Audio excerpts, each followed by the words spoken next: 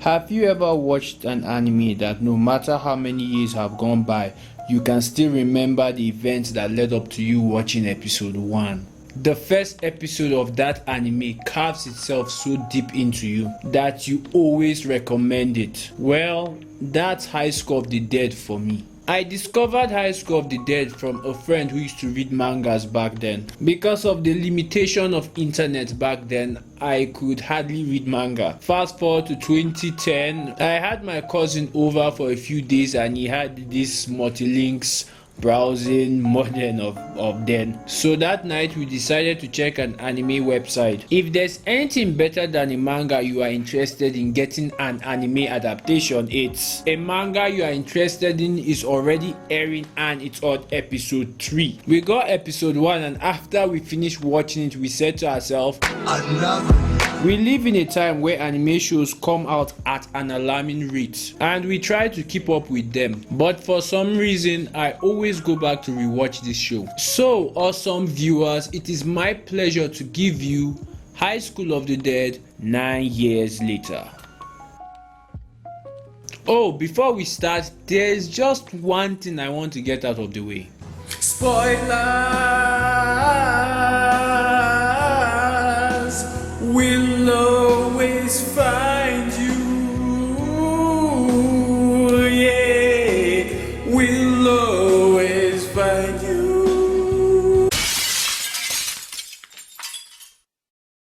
High School of the Dead is a story following a group of survivors in a zombie outbreak. Given that its narrative isn't something new, but one of the biggest strengths High School of the Dead has, almost every movie in its genre kind of have a time skip to survivors surviving months or even years after the outbreak. Not many have tackled or showed the fall of society and how fast that fall can be in a situation like this, or how fast it will take humanity to accept the reality of the world they are now living in. The show has an active timer letting us know how long it has been since day Z. If you watch a lot of anime, many anime it's hard to tell how much time has gone by. Not the hour, not the days, weeks or months. A year may go by, you may not even really notice. But High School of the Dead, even without the timer, progress in a plot that takes full use of the night and day circle, making it easy to tell the flow of time. With no doubt, all credit should be given to the manga. High School of the Dead is a manga written by Daisuke Sato and illustrated by Shoujo Sato, which started running on September 2006, and the anime was created by Studio Madhouse. One brilliant thing about the anime episode 1 is it was restructured and has a few changes to that of the first chapter of the manga, resulting in a captivating episode 1. Each scene, each dialogue showing how screwed this world has become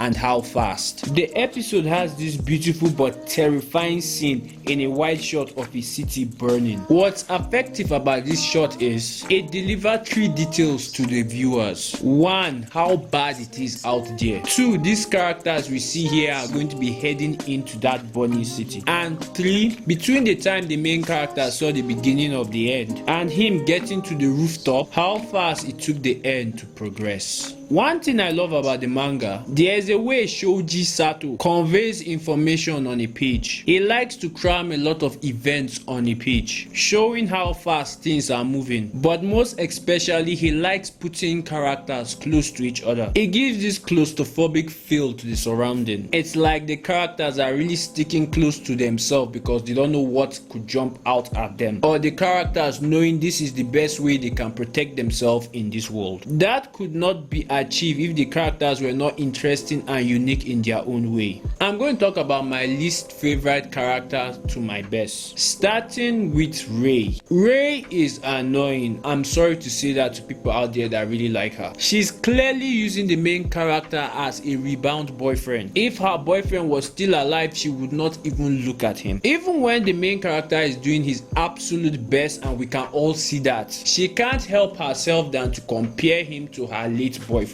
Nobody likes to be compared, not to mention it's being compared to the person you know, the person you love, is in love with. There are other things about her I will talk about later in the video. Takagi. She looks out for her friends. The problem with that is she's a tsundere, which makes her loud and kind of annoying to some guys. But she was one of the few people who read between the lines and paired up with someone else who read between the lines, knowing that that person's knowledge of guns, games and military stuff, making him a valuable asset in this new world. Even as she was trying to survive, she was looking for weakness in the enemy. Takagi is a genius, being so she helps the character in progression and not making senseless and stupid decisions. But the most interesting thing I found about her is she wants to be useful to the group. She fights to be useful at every turn as much as she's fighting to stay alive. Saiko Busujima. She was able to read between the lines but did not rush out. Saiko is a master swordsman, which makes it easy for her to kill zombies, but at the same time has the courage to save someone by killing him even if she has never done that before. Even with her amazing skills, she still studied the situation and knew that if you waste time killing them,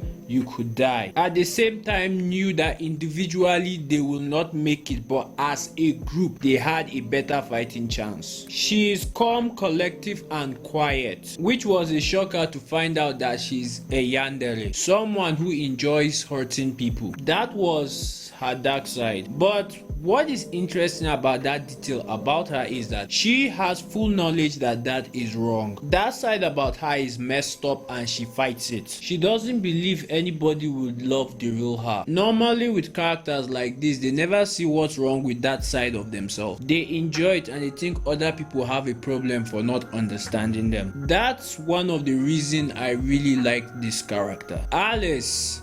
Wait, Alice? Why did they have to use that name? Is this a Resident Evil reference or what? Anyway, Alice serves as a moral compass for the group. She doesn't really have much layers to peel off, apart from she's good on a bike. Just like they said, Alice is Alice. Moving on to the man of the hour, Hirano. Hirano is one of my favorite characters of this show. Like the other characters, he too was first to read between the lines and try to get out of class fast. He knew it was best to trust his life in Takagi's hand, even though he knows Takagi almost abandoned him at first. His knowledge of guns makes him valuable, dangerous and very reliable. Hirano is very strong in many ways despite the hell he had to go through in school. He never snapped and lost it even in this new world. But one thing I really respect him for is finding what he's good at and refusing to let go of the new him, even if it would cost him everything. It was a painful thing to watch, but it showed us his strength, showed how he hates the old him. Hirano is a nice guy deep down. He was the one to break a code he fully understands to save Alice. Nice and dangerous, that's who he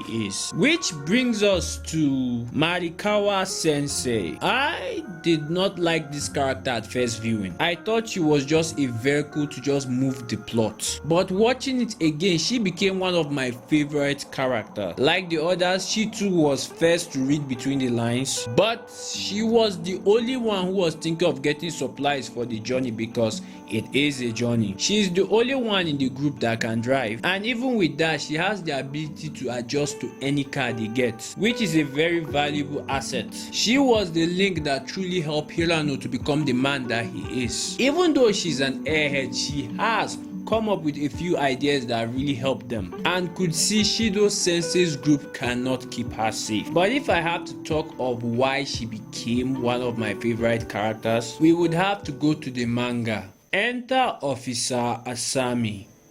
After escaping Takagi's mansion, the group takes refuge in a shopping mall. In it, Hirano gets very close to an officer named Asami in an attempt to escape the mall. An escape mission led to Asami sacrificing herself by screaming so all the zombies will come after her, but at the same time asks Hirano to take her life before they tear her apart.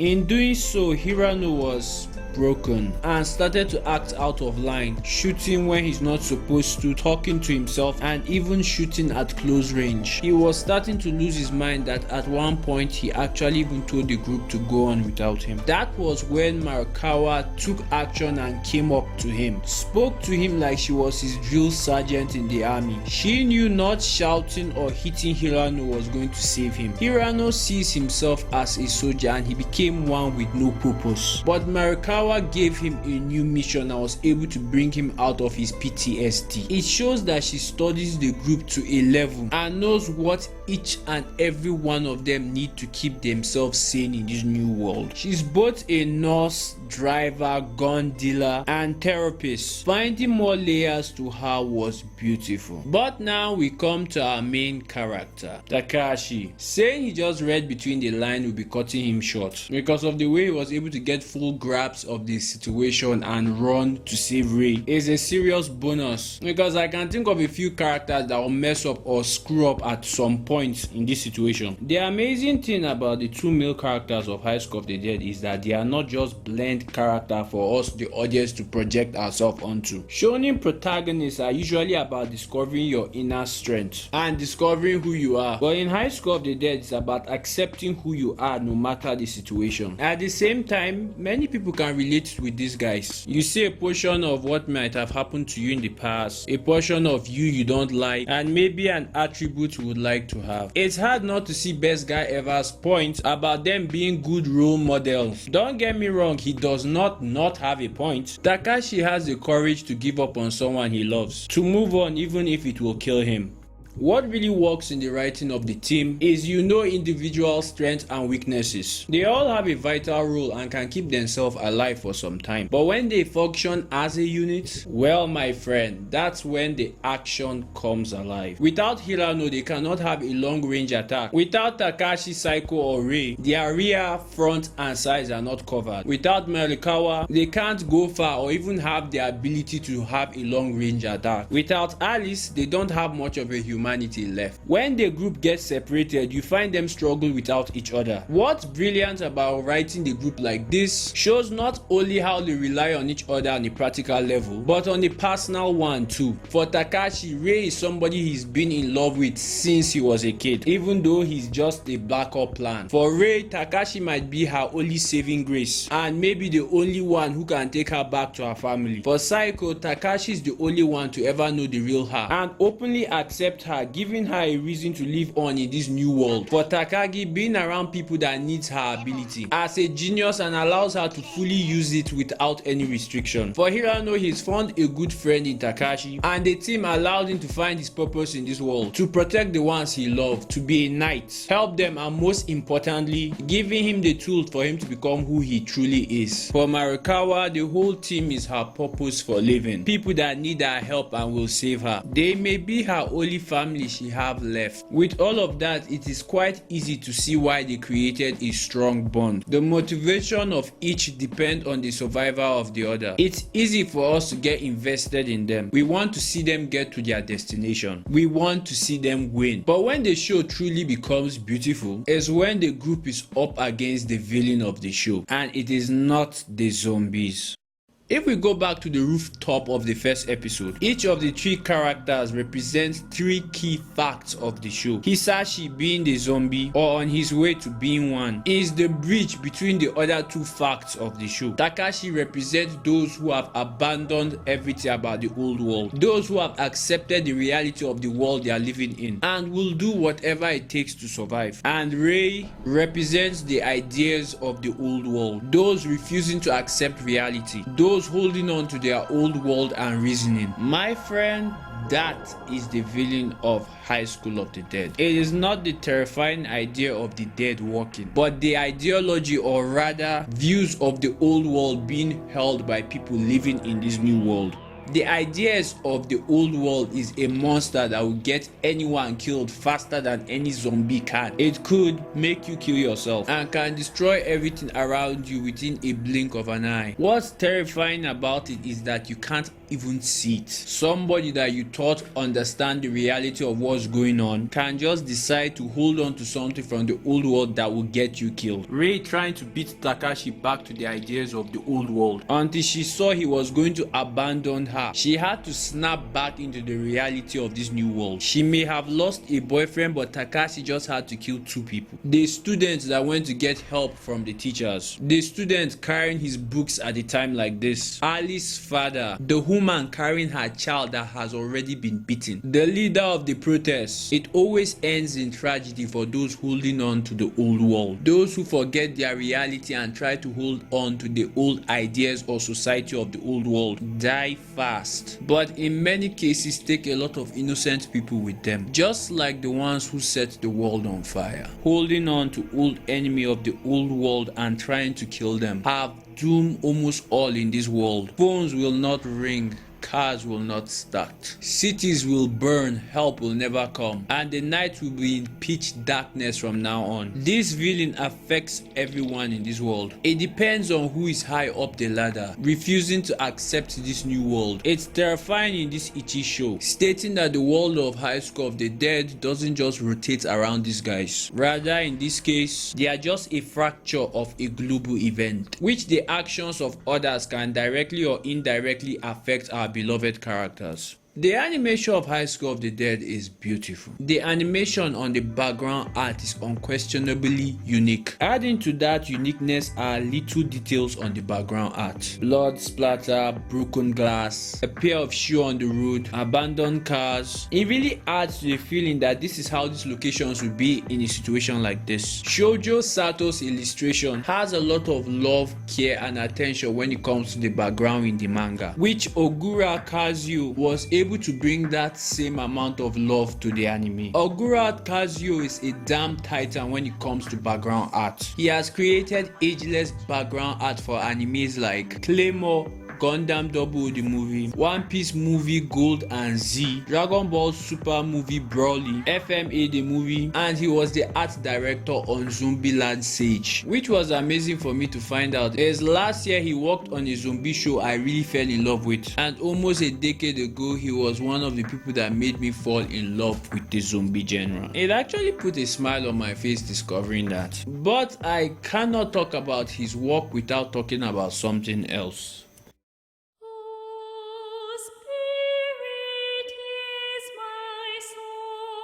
This song has a distinct and a melancholy feeling to it. It's beautiful and uplifting. I have heard a lot of people talk about this show and nobody have talked about how good this song is. The only time I have felt something like this from an anime will be from Black Lagoon, the ending of the Vampire Twins arc. No surprise, both animes were created by Studio Madhouse. Madhouse is like the Ferrari of the anime studios. Many people are going to watch an anime just because it was created by Madhouse. They have created some of the well-known anime out there: Death Parade, No Game No Life, Red Line, Hellsing, Black Lagoon, and there was this anime that wasn't really popular. What was his name again? Yeah, it must not have been important. But an important name that cannot be forgotten in High School of the Dead is Tetsu Araki, the director of the show. Araki knows how to give an action scene, or even when a show needs an action scene. The bike bridge fight scene only happened in the anime, it never happened in the manga, and I'm glad that he put it in the show. He's a master of adding things that elevate a fight scene. As much as I think it's a masterpiece, it has problems. Some characters constantly choose to be annoying, and how Rei lowers her guard all the time baffles me, despite the fact that she has a lot of police training from her dad. And fan service. Let me be clear, I have no problem with fan service in a show. It's an Ichi show, it's already in the description that it's going to have a lot of fan service, and I hear a lot of people complaining about it. It's literally like going to the strip joint parents and coming out and complaining. My god, they are sexualizing the women in there. What did you expect? Makes me want to ask a question. What makes a good ecchi show? Fan service or good story? I feel it's not possible to have problem with the fan service on this show and have like 2 hentais you like. But the problem is, even though the show aged well, the world we are living in now did not exactly age well. We now live in a time that a show like High School of the Dead would have died from episode 1, making it a bit hard to recommend to people. But if there's one thing I am not happy about the anime is how visceral and menacing the zombies look in the manga. They look like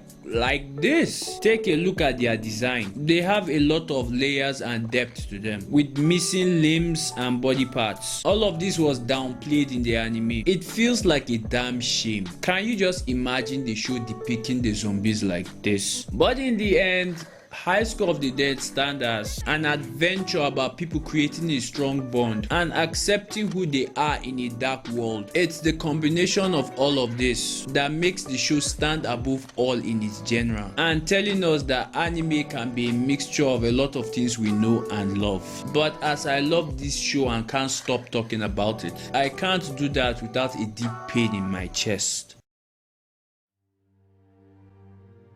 If you are reading the manga of High School of the Dead, you start to notice something. The dates between the release of chapters start getting further and further away. From weeks to months to years till... Daisuke Sato, the writer of the manga, had been battling with his health for a long time, and he passed away on March 22, 2017. It breaks my heart because this is somebody I've been following for a long time. What's devastating about that is we'll never know the end of this story. Where other mangas get cancelled, where they are given maybe a little time for them to round up their work, or a manga goes on hiatus, there's high chance that it will one day continue. But in this case here, it's death. And it made me think of my own mortality, reminding me that one day I'm just going to be a memory for those who know me and love me, but at the same time inspire me to want to live more than just a memory out there. I pray that I'll be able to inspire somebody out there with the little time I have on this platform. If I can do that, then I think, well, I'll be able to rest easy when my time comes. So all in all, what am I trying to say? Thank you High School of the Dead, thank you Madhouse, thank you Tetsuo Araki, thank you Shoujo Sato, and most especially thank you Daisuke Sato. This is High School of the Dead 9 years later. Woo!